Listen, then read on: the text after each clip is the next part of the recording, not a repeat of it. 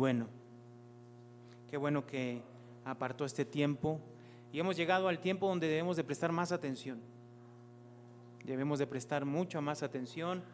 Ya hemos alabado el nombre de nuestro Señor y hemos derramado nuestros corazones delante de Él. La alabanza no es para nosotros, es para Dios totalmente, pero ha llegado el momento de prestar atención para nosotros, para que podamos recibir la palabra de nuestro Dios el día de hoy. Acompáñenme por favor en sus Biblias al libro de Números capítulo 11.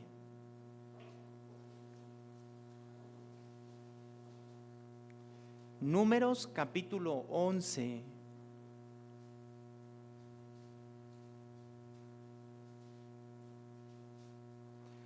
Vamos a leer el capítulo 11, vamos a leer del verso 4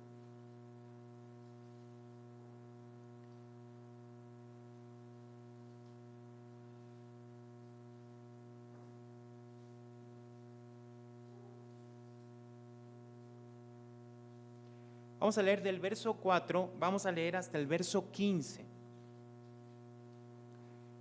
Vamos a estar viendo todo el capítulo, pero solo vamos a leer esta parte. Números capítulo 11, versos del 4 hasta el 15. Yo lo voy a leer, sígalo con su vista, dice así la palabra del Señor, dice: y la gente extranjera que se mezcló con ellos tuvo un vivo deseo. Y los hijos de Israel también volvieron a llorar y dijeron: ¿quién nos diera a comer carne? Nos acordamos del pescado que comíamos en Egipto de balde, de los pepinos, de los melones, de los puerros, las cebollas y los ajos. Y ahora nuestra alma se seca, pues nada sino este maná ven nuestros ojos. Y era el maná como semilla de culantro y su color como olor de bedelio.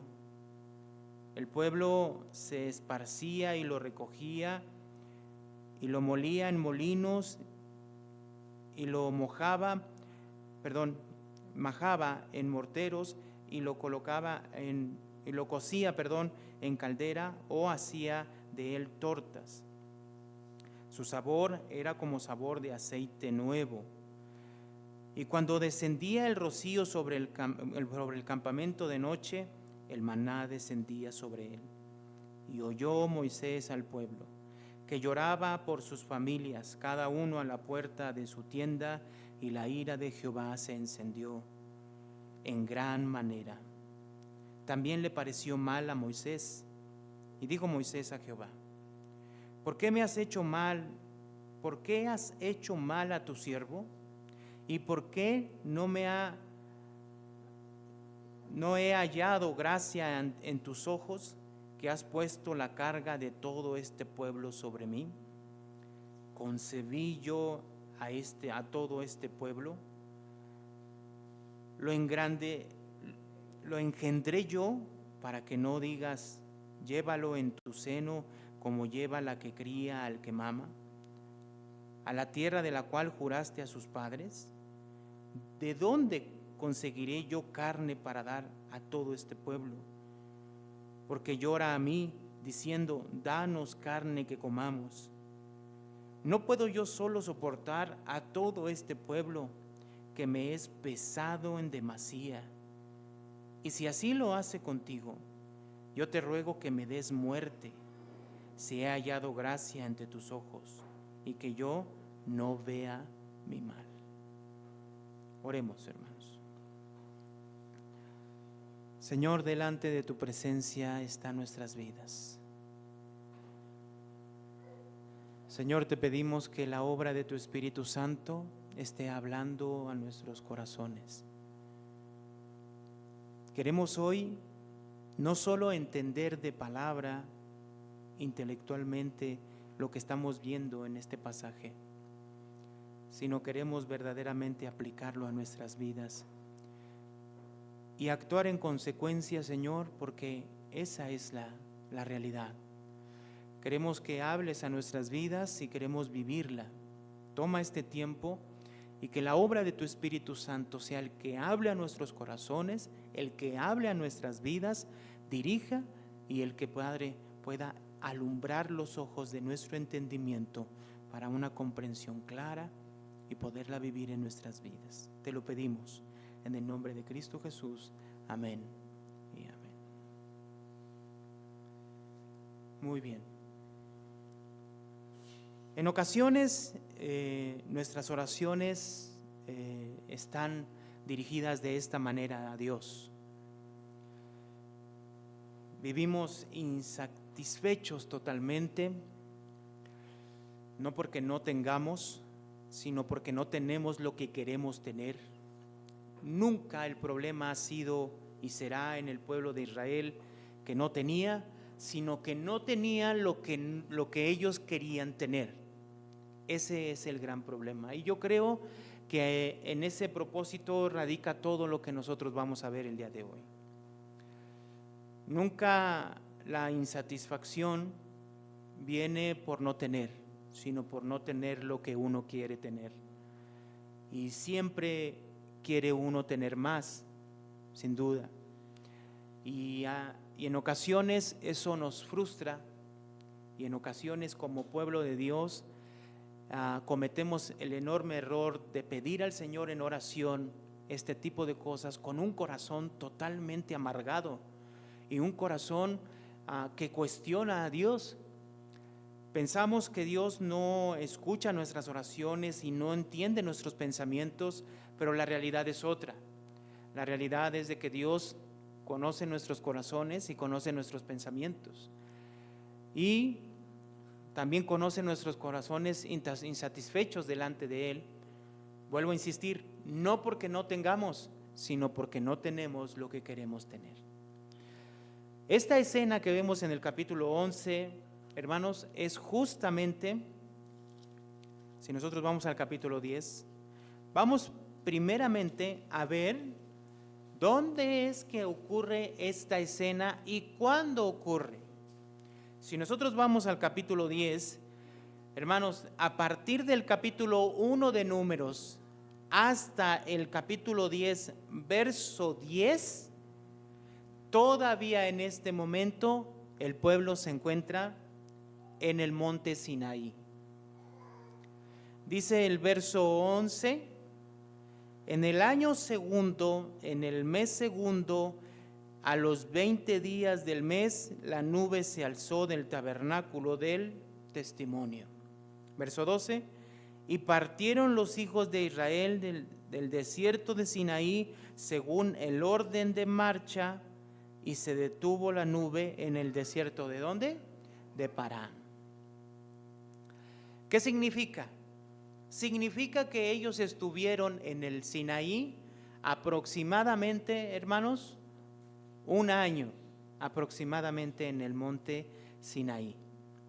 Dios estuvo hablándole al pueblo, dándole sus leyes y sus mandamientos.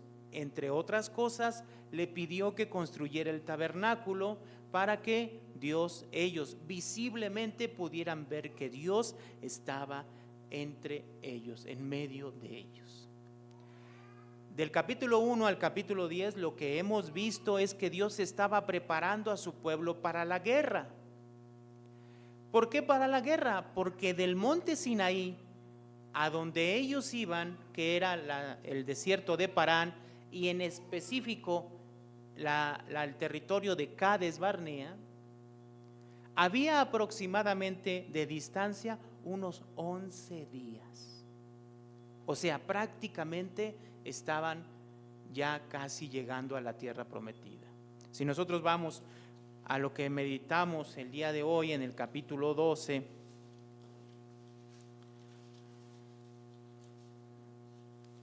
en el verso 10 y verso 15 dice: así María fue echada del campamento 7 días y el pueblo no pasó adelante hasta que se reunió María con ellos. Verso 16: después el pueblo partió a Aserot y acamparon, ¿dónde, hermanos? En el desierto de Parán. ¿Sí? Ahora, en el desierto de Parán, hermanos, en el verso 26 del capítulo 13, ¿Dónde es esta parte? En capítulo 13, verso 26 dice: y anduvieron y vinieron a Moisés y a Aarón y a toda la congregación de los hijos de Israel en el desierto de Parán, en Cades. ¿En dónde? En Cades, ¿sí? Y dieron la información a ellos y a toda la congregación y les mostraron los frutos de la tierra. Ellos iban rumbo al desierto de Parán y iban a una región que se llamaba Cades Barnea. Entonces ellos estaban en el Sinaí e iban para Cades Barnea, para el desierto de Parán. Ellos estuvieron aproximadamente, hermanos, de la salida de Egipto hasta este momento que empezaron a marchar, habían pasado un año, un mes con 20 días, exactamente. Un año, un mes y 20 días.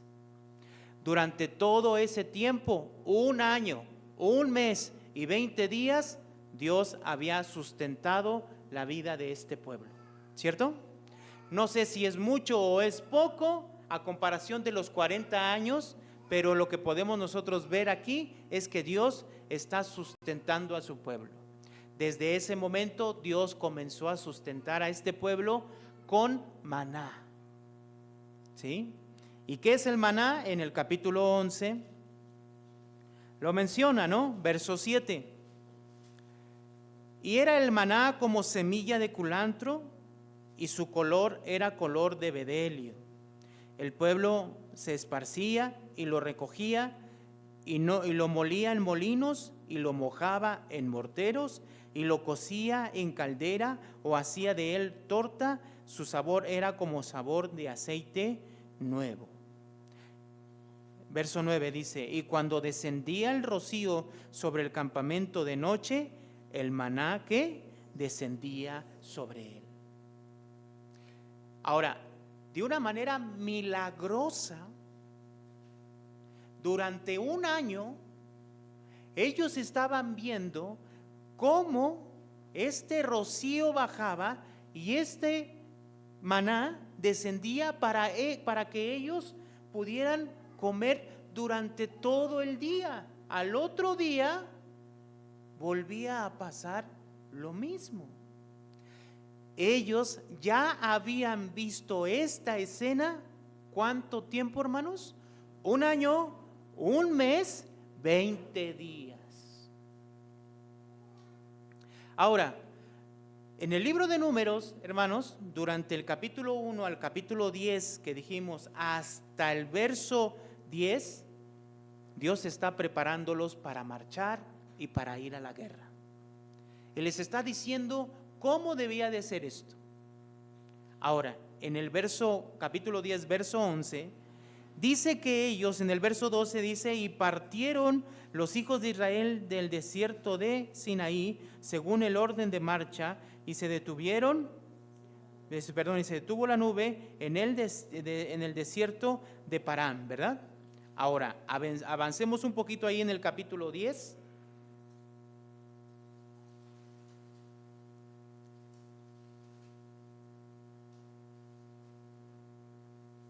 Dice el verso 32.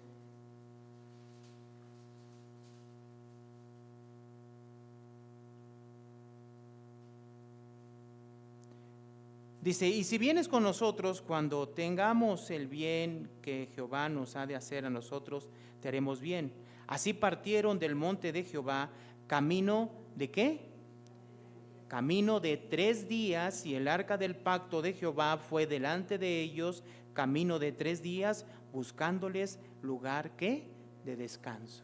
Entonces ellos parten, hermanos, al año, mes y 20 días para ir al desierto de Parán. El traslado de el Sinaí a Cades Barnea lo vemos en el libro de Deuteronomio capítulo 1. Vayamos a Deuteronomio capítulo 1. Deuteronomio capítulo 1.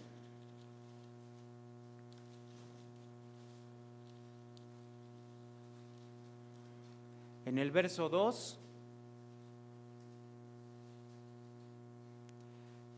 Dice el verso 2, 11 jornadas hay desde Horeb, camino del monte de Seir, ¿hasta dónde? Cades Barnea. ¿Sí? 11 jornadas, o sea, 11 días. Entonces el trayecto del Sinaí para Cades Barnea era de 11 días. Y lo que vemos en el capítulo 10, verso 33, dice, así partieron del monte de Jehová, camino ¿de qué? De 3 días. Entonces, estamos hablando de que habían pasado un año, un mes, 23 días que Dios los había sacado de Egipto y que ellos habían comido durante ese año, un mes, 23 días, maná. ¿Estamos de acuerdo? Ahora lo voy a volver a repetir. Milagrosamente en el desierto caía una especie de hojuela que les daba oportunidad de alimentarse durante todo el día. Lo podían hacer en torta, lo podían hacer de otra manera, y eso satisfacía su hambre en el desierto. Otra vez lo voy a volver a decir, En el desierto, milagrosamente, durante un año, un mes, 23 días, Dios los alimentaba. En la mañana caía un rocío y caía el maná que los alimentaba durante todo el día.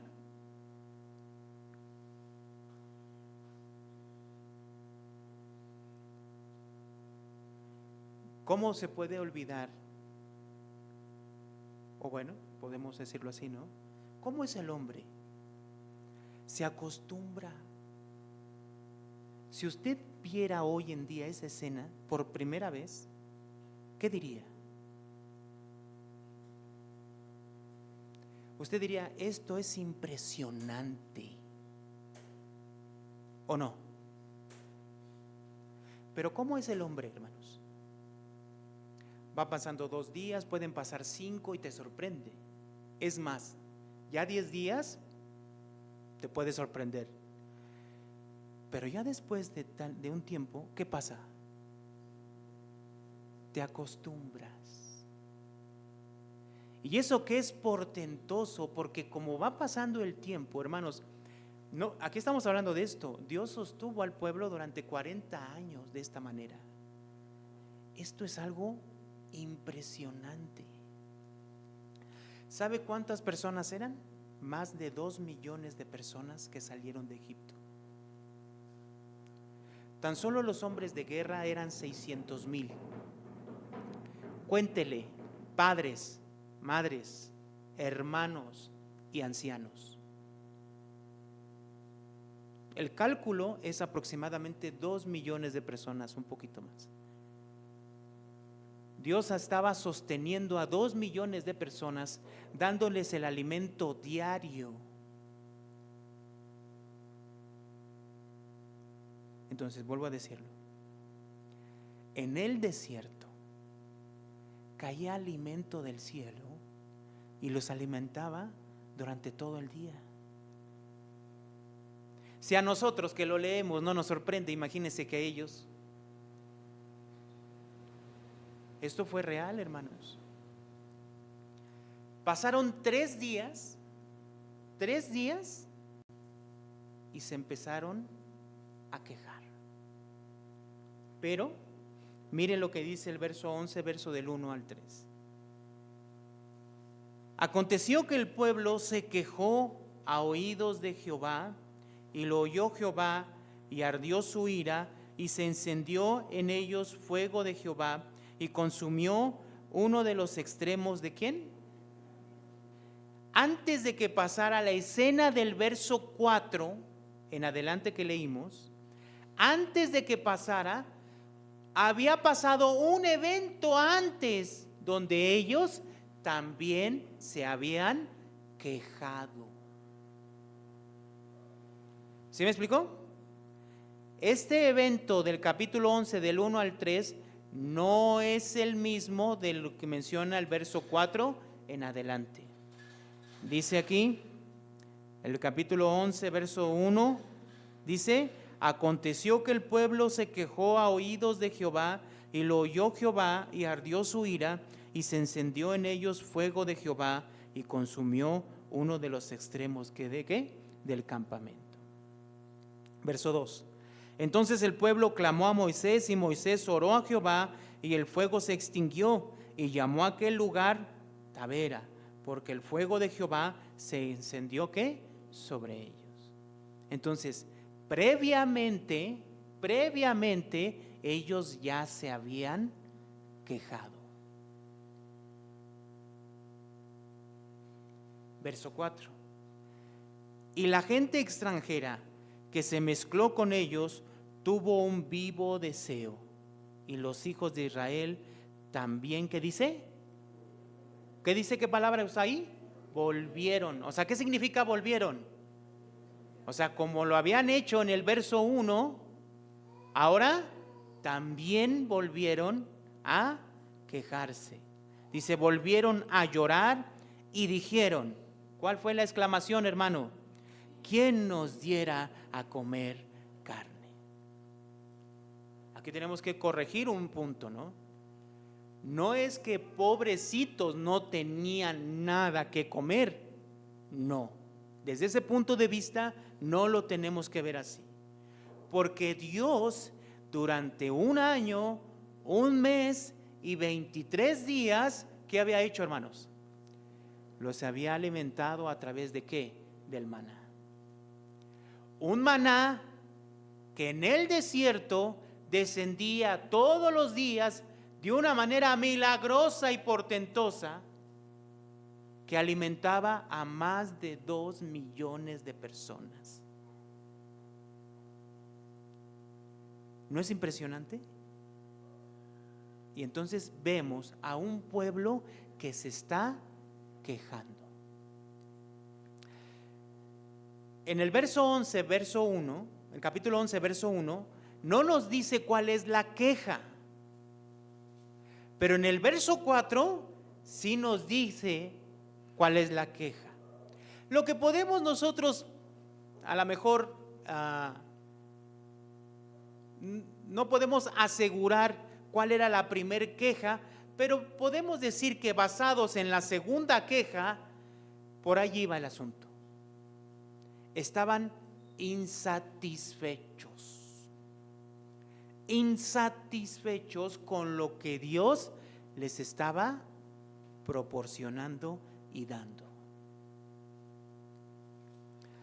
¿Qué querían?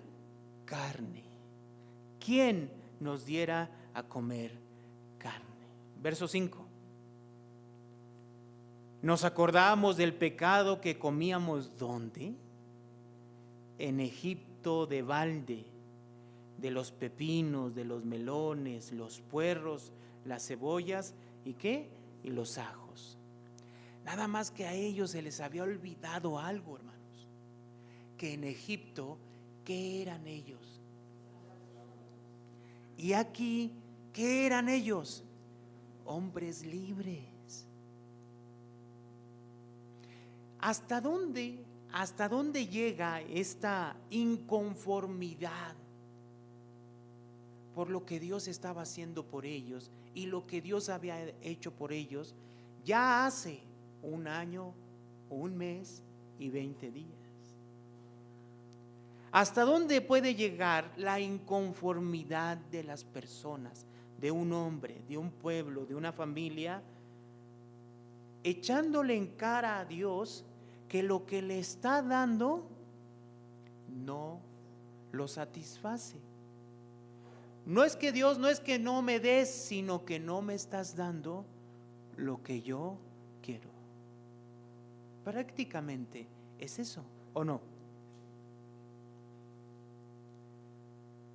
¿Se acordaban entonces de cómo ellos comían según estas cosas, pero en esclavitud? Verso 6. Ahora viene este punto, dice. Leemos juntos el verso 6, dice: y ahora nuestra alma se seca, pues nada sino este maná que ven nuestros ojos. ¿Qué es esto, hermano? ¿Qué es esto? ¿Qué actitud ve usted del pueblo de Israel?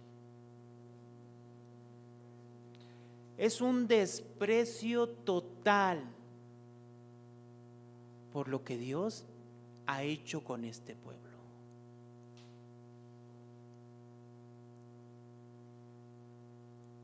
Vuelvo a insistir, no es que no tenía, sino que es que no tenían lo que ellos querían. Y esto, hermanos, es un desprecio a Dios. Verso 7. Bueno, leímos lo que dice el maná, y el maná era semilla de culantro y su color como color de bedelio. El pueblo se esparcía y lo recogía y lo molía en molinos y lo mojaba en morteros y lo colocaba en caldera y hacía de él tortas. Su sabor era como sabor de aceite nuevo. Y cuando descendía el rocío sobre el campamento de noche, el maná descendía sobre él. Y oyó Moisés al pueblo que lloraba por sus familias, cada uno a la puerta de su tienda. ¿Y qué pasó, hermanos? Y la ira de Jehová se encendió en gran manera, también le pareció mal. ¿A quién? A Moisés. Ahora, ¿por qué pasó esto? Es interesante, hermanos, que el verso 4 nos dice algo muy importante. Miren lo que dice. Y la gente extranjera que se mezcló con ellos tuvo un vivo deseo. O sea, esto no nació del pueblo de Israel, sino nació ¿de quién?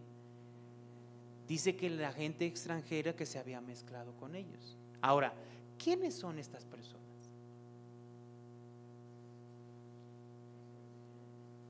Ellos llevaban un año, un mes y 20 días que habían salido, ¿de dónde? De Egipto. Ellos estuvieron acampados aproximadamente un año exacto, más o menos, un año exacto en el Sinaí. Por lo tanto, tantos pueblos que visitaron y algunos se les unieron, no podemos decir eso. ¿De dónde salieron esos extranjeros? Seguramente vinieron con ellos y salieron con ellos de Egipto.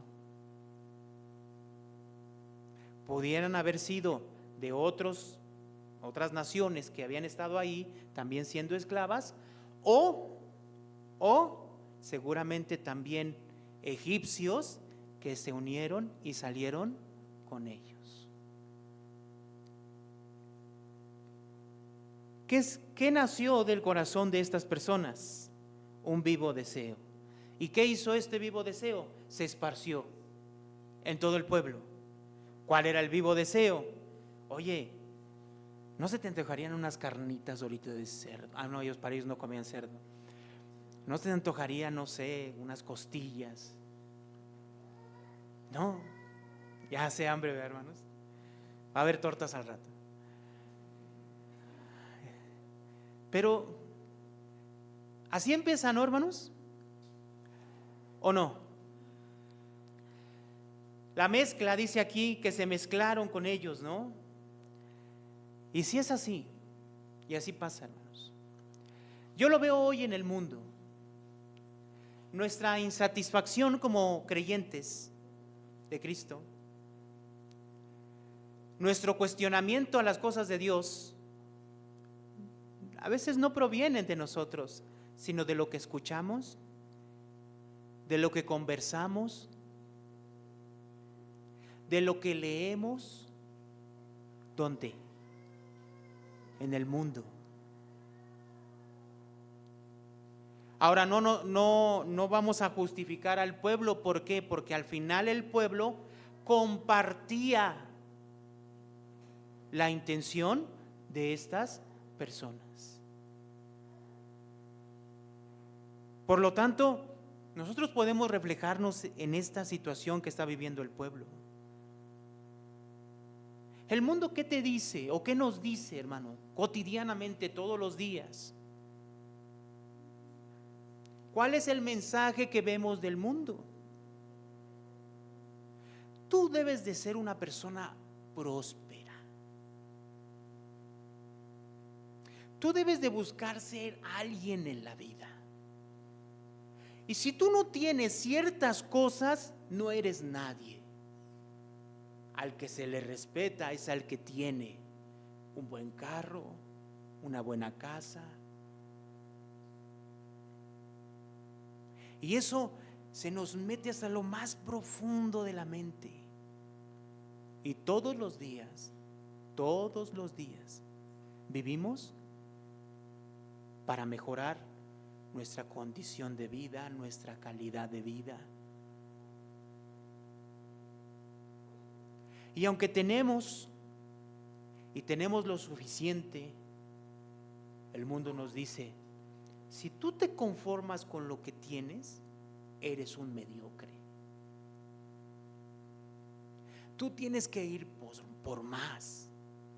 Y has alcanzado el pico de la montaña, pues entonces tienes que ver la montaña que sigue, que es más alta, y tienes que seguir a tus metas. Y la gente se para y aplaude. ¿No es el mensaje del mundo? Claro. El mundo está enfrascado en quién tiene más. Hoy, ¿quién tiene más seguidores o likes? Pero al final termina siendo lo mismo. La gente busca seguidores que le den like a sus videos. Y si no les dan like, están frustrados. Pero al final, ¿qué es? Hacer contenido. ¿Para qué? Para que la gente vea mi contenido y entonces me voy a volver exitoso y voy a tener dinero. ¿Dónde termina todo? En lo mismo. En lo mismo. Y así vivimos todos los días para obtener y tener mejores cosas que las que tenemos hoy.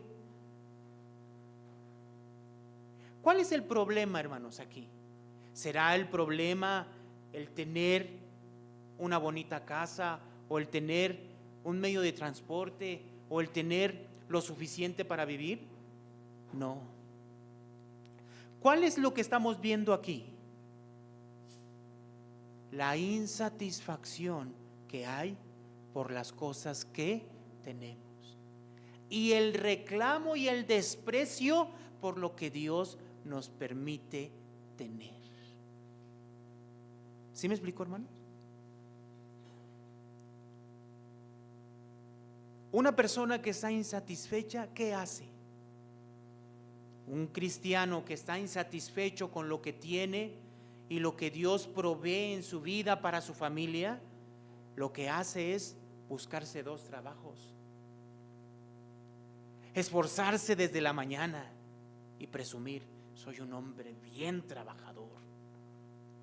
Porque miren, le di estudio a mis hijos y todos tienen carrera y todos tienen esto, y soy el mejor padre que puede existir. ¿No está el valor en el esfuerzo? ¿No está el valor en eso? Mientras tanto, Dios, hermanos, ¿dónde está en la vida de esas personas? ¿Qué vemos aquí? Un pueblo totalmente insatisfecho. Llevaban 1 año, hermanos. ¿Sabe cómo lo trataban en Egipto? Había meseros que los atendían y les decían: ¿no quiere pescado, joven? ¿Con ajo y cebolla? Se los ofrecían y los atendían como reyes. Había personas que les echaban airecito. Qué terrible, ¿no? ¿Cómo se les puede olvidar? ¿Cómo se les puede olvidar de dónde salieron? Y hasta qué magnitud despreciar una obra portentosa que lo veían todos los días. Pero ¿cómo es el hombre? El hombre es así, se va acostumbrando. ¿A qué? A las cosas que tiene y que Dios le da. La salvación que ellos recibieron de parte de Dios se les olvidó rápido, se evaporó. ¿Y este momento qué era? No, pues ya nos trajiste aquí, pues por lo menos trátanos bien. Increíble. Así es la vida de un pueblo que ora a Dios con un corazón insatisfecho. ¿Y cuántas veces hemos orado de esta manera al Señor? Ay, Señor, si yo tuviera una mejor casa, si yo tuviera un mejor estado de vida, estatus de vida, si yo pudiera darle a mis hijos todo lo que yo no tuve. Señor, permíteme darle a mis hijos lo que yo no tuve, carrera para que sean exitosos en la vida. Nuestras oraciones van cargadas de insatisfacción. Personas que no recuerdan de dónde fueron sacadas y libradas. Personas que oran sin entendimiento de que todo lo que tienen proviene de Dios y Dios se los da. Que tienen lo suficiente, pero que están insatisfechos porque el mundo les ha hecho creer que la vida del hombre consiste en lo que tiene. Qué triste, ¿no? Pero lo peor de todo, dice el verso 11, capítulo 11, verso 11.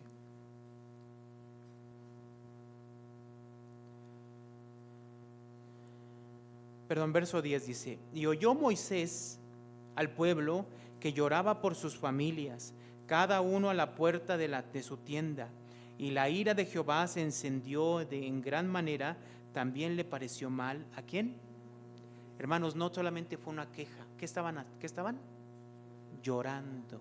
O sea, ¿qué significa esto? Estaban totalmente frustrados. ¿Por qué? ¿Por qué, hermano? ¿Por qué, hermano? Porque no tenían carne. ¿Cómo se nos antoja la carne? Lo peor de todo es que miren lo que dice el verso 19 y 20. Dice el verso 20, verso 19 y 20 dice: no comeréis un día, ni 2 días, 5 días, ni 10 días, ni 20 días, sino hasta un mes entero, hasta que os salga por las narices y la aborrezcáis, por cuanto menospreciasteis a Jehová que está en medio de vosotros, y lloraste delante de él diciendo: ¿para qué salimos acá de Egipto? ¿Qué es lo que dijeron, hermanos? Según lo que dice Dios, ¿qué estaba en su corazón? ¿Para esto nos sacaste, Señor? ¿Para vivir de esta manera? No sé cuántos de ustedes han orado de esta manera, hermanos, o le han dicho a Dios y han reclamado a Dios de esta manera. Me acuerdo que hace mucho tiempo y hasta el día de hoy todavía la predicación del evangelio se reducía a: cree en Cristo y se te van a solucionar todos tus problemas. Llámese económicos, llámese problemas familiares, llámese todo. Tú llegas a Cristo y Dios te va a solucionar tus problemas. ¿Sabe cuál era el problema de eso? Que cuando estas personas venían de esta manera, con ese pensamiento, y entonces Dios no satisfacía sus necesidades, ¿sabe qué pasaba? Exactamente esto. ¿Para esto nos sacaste? Hermanos, ¿para qué vino Cristo? ¿Para qué? Cristo, nuestro Señor Jesucristo, no vino para hacerte rico. No. No vino para mejorar tu estatus social, tu clase social. No. No vino para que tú tuvieras un carro o el mejor carro de la cuadra. No. Ni la mejor casa. No. Jesús no vino para eso. Vino para salvarnos y dar su vida para salvarte de la condenación de este mundo. La promesa de Cristo nunca estuvo en este mundo, ni estará en este mundo, sino que está en estar en la presencia de Dios eternamente.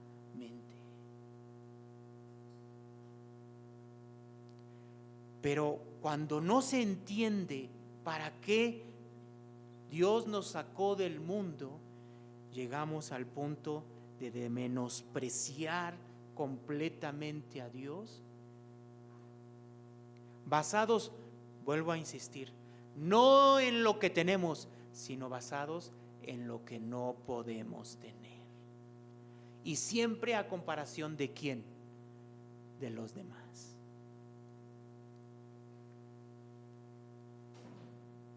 Siempre a comparación de los demás. Verso 12 dice, está hablando Moisés, dice, concebí yo a este pueblo, perdón, voy a leerle del 11, dice, y dijo Moisés a Jehová, ¿por qué me has hecho mal? ¿Por qué has hecho mal a tu siervo? ¿Y por qué no he hallado gracia ante tus ojos, que has puesto la carga de todo este pueblo? ¿Qué? Pues la verdad, pobre de Moisés, ¿no le parece? La verdad. ¿Sabe desde cuándo empezó la queja del pueblo? A ver, alguien se acuerde. ¿Desde cuándo empezó la queja?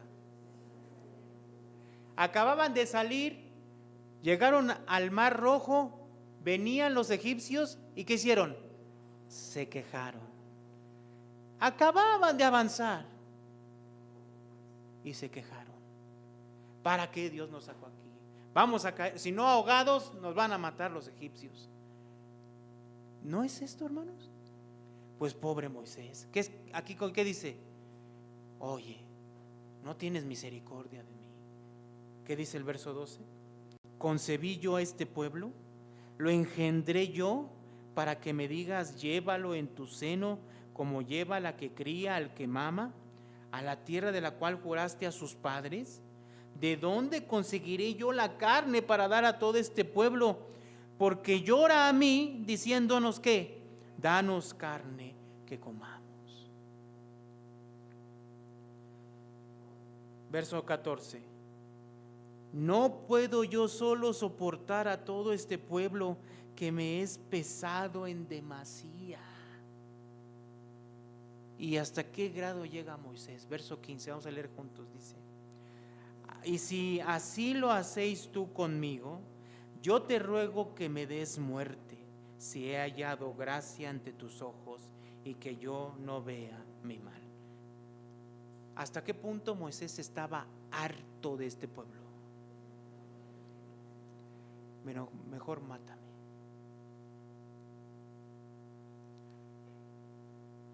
Era increíble, ¿no les parece?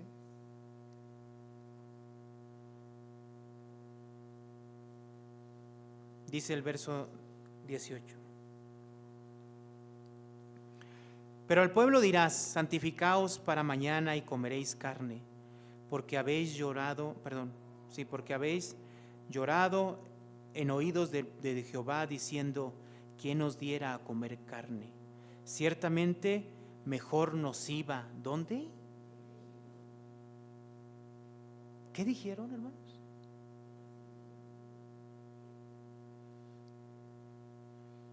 Es increíble que algunas personas piensen que les ha ido o que les fue mejor en el mundo que ahora en Cristo. Algunos de ustedes han llegado a pensar que estarían mejor en el mundo que en Cristo, hermanos. Porque no es que no tengan, sino porque no tienen lo que ustedes quieren tener.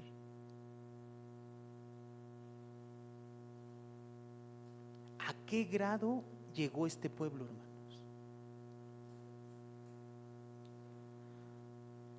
Ciertamente mejor nos iba en Egipto. Qué terrible. Jehová pues os dará carne y comeréis. ¿Sí se entiende por qué Jehová está enojado, hermanos? ¿Sí se entiende, verdad? Verso 19: no comeréis un día, ni 2, ni 5, ni 10, ni 20 días, sino hasta un mes entero, hasta que os salga por las narices y la aborrezcáis, por cuanto menospreciasteis a Jehová que está en medio de nosotros.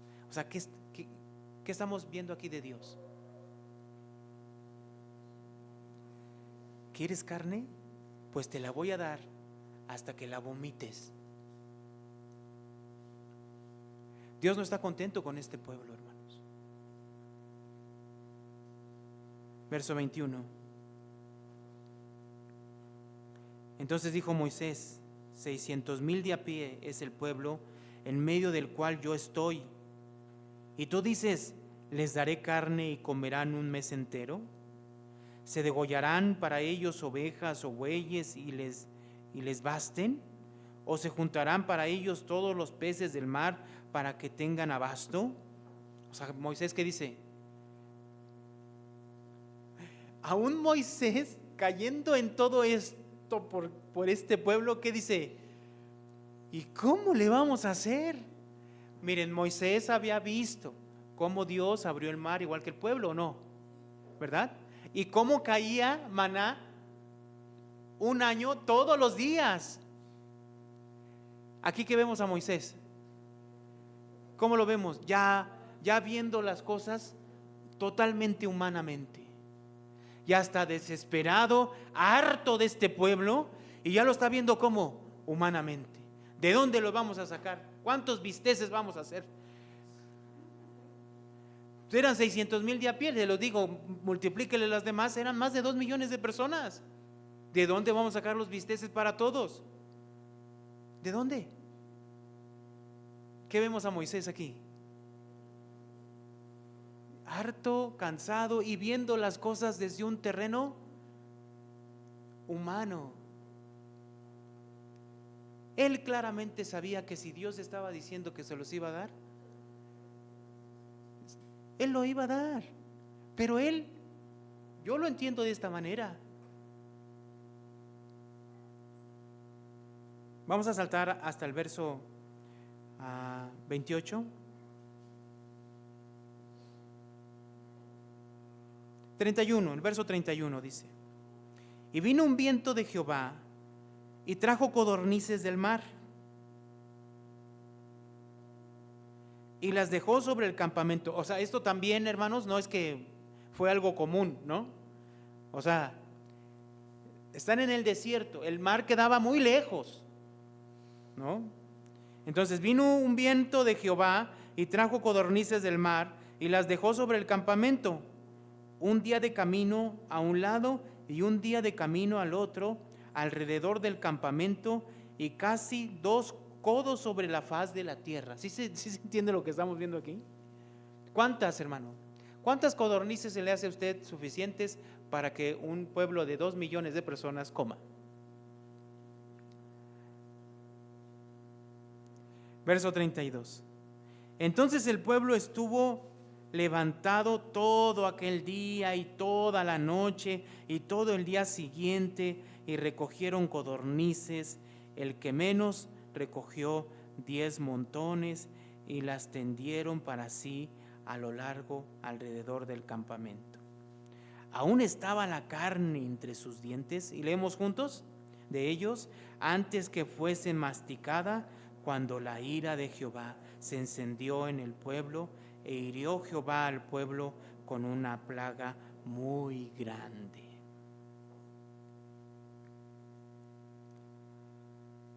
Y aquí yo pregunto, a ver, hermano, ¿Dios contesta las oraciones que le hace su pueblo, sí o no? ¿Sí o no, hermanos? Sí. Las malas y las buenas. ¿Estamos de acuerdo? El problema con las malas es que Dios contesta las oraciones mal hechas y que están fuera de su voluntad. ¿Para qué? ¿Para qué? Para juicio. ¿Sí les dio las codornices o no, hermanos?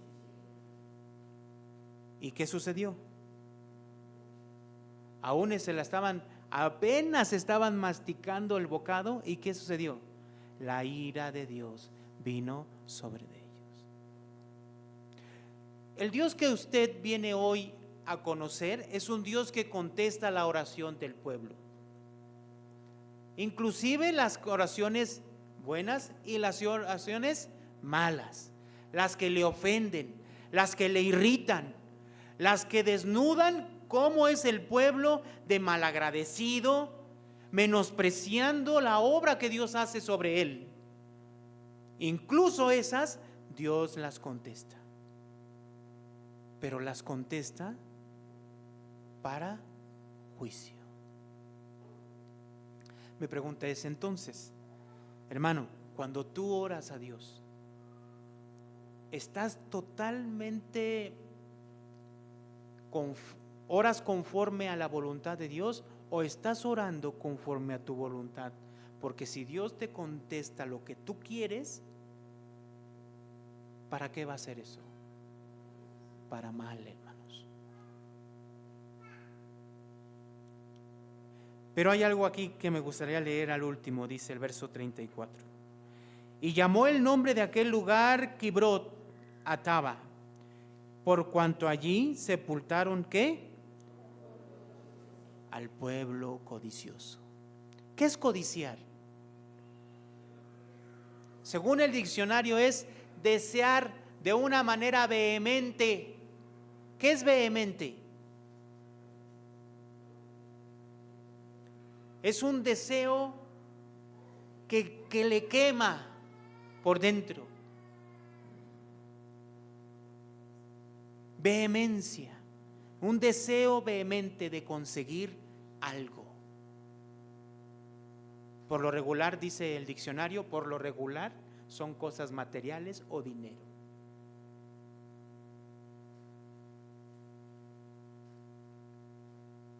¿Qué hay en tu corazón, hermano? ¿Qué hay en nuestro corazón? ¿Qué deseas con vehemencia en tu corazón, hermanos? Y no vamos a volvernos muy espirituales. No, el Señor en mi corazón está el Señor. Si estuviera el corazón en nosotros, el Señor en nuestro corazón con vehemencia, ¿qué buscaríamos siempre? Su palabra, el congregarnos,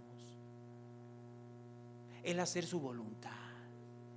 Pero la realidad es que lo que hay en ocasiones en nuestro corazón y que deseamos y codiciamos con vehemencia es que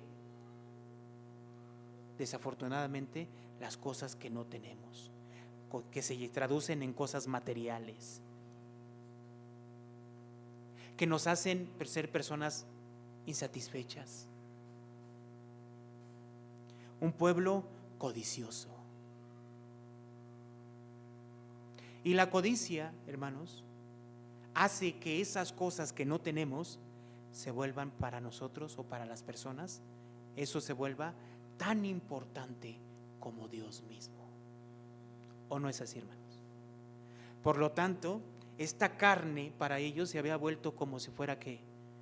Un Dios.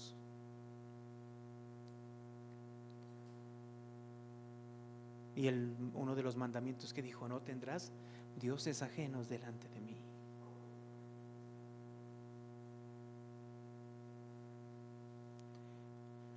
Vamos rápidamente, hermanos, al libro de Santiago.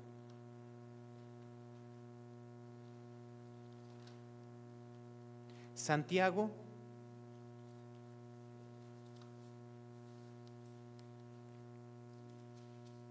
capítulo 4.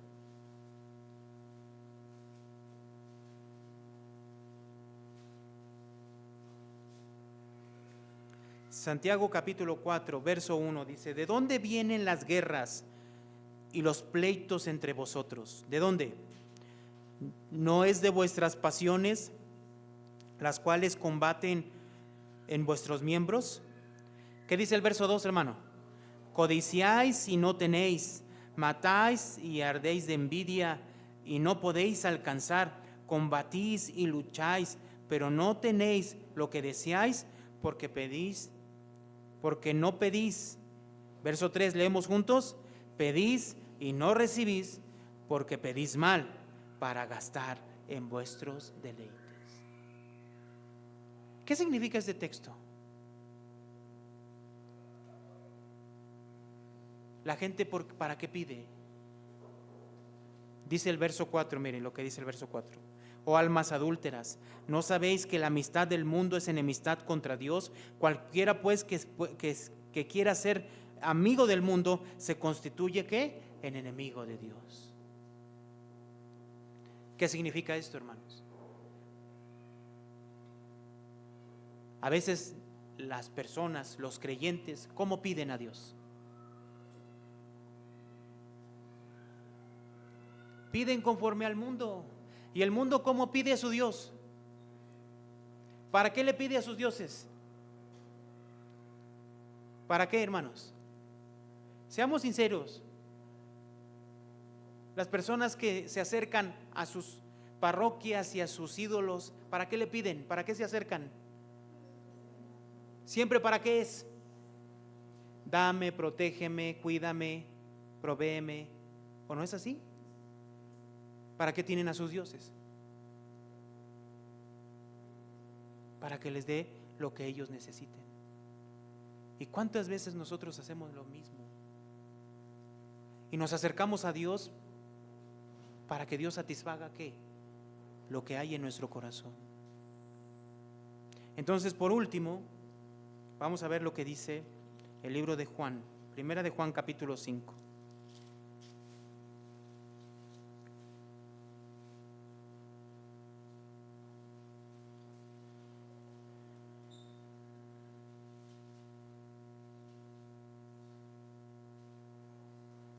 Verso 14 y verso 15.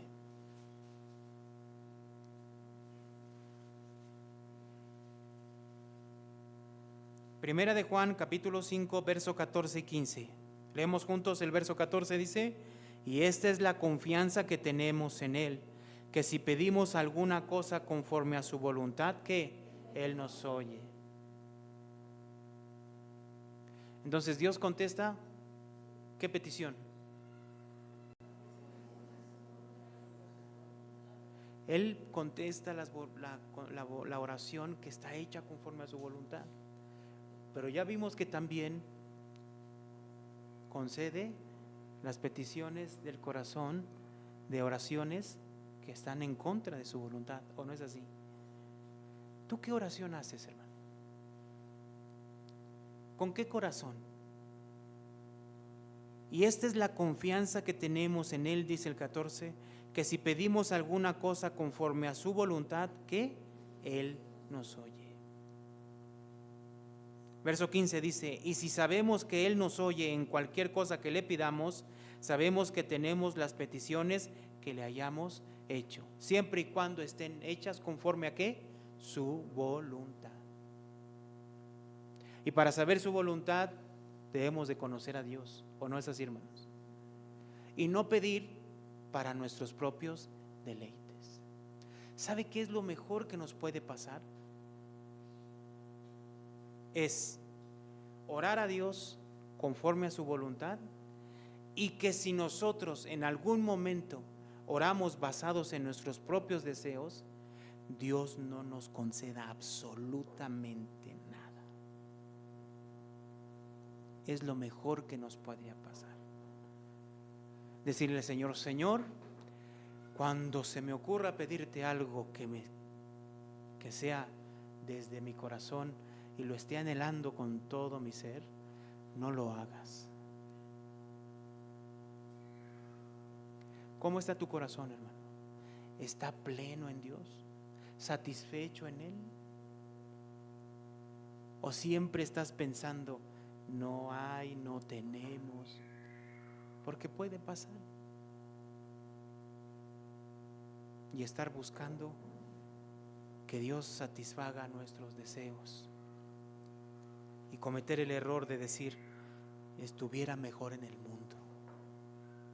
Qué triste, ¿no, hermanos? Eso es un pueblo codicioso. Oremos, hermanos.